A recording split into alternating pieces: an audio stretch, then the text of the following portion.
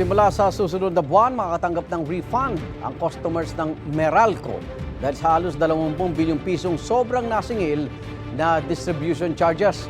Yan ang unang balita ni Mav Gonzalez.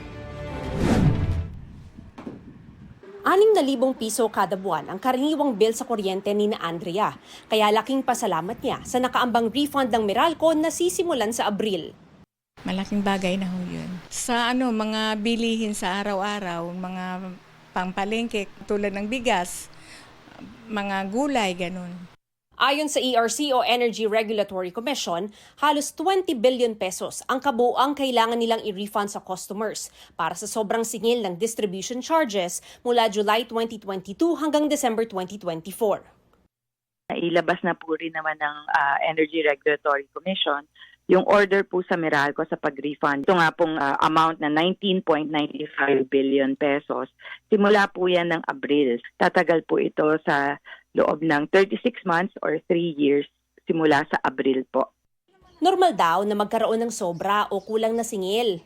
Merong gap na siguro mga 2 weeks bago po nila mabasa mga metro dahil po hindi in real time pag kinonsumo mo, babayaran mo. Meron po talagang natural cycle ng over and under na tinatawag. Meron pong ganon. Pero ito pong delay na ito na taon, dapat po hindi nga po ganito katagal. Halos 12 centavos per kilowatt hour ang refund sa utility.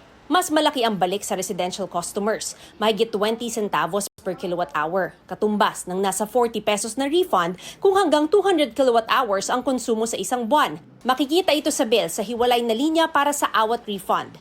Mag-a-apply raw para sa isa pang refund scheme ang Meralco kapag na-compute na nila ang actual weighted average tariff o awat para sa January to June 2025. Sabi ng Meralco, makatutulong ito lalo't papasok na ang tag-init kung kailan mas malakas ang konsumo ng kuryente.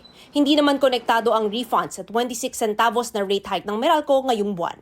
Ito ang unang balita. Mav Gonzalez para sa GMA Integrated News.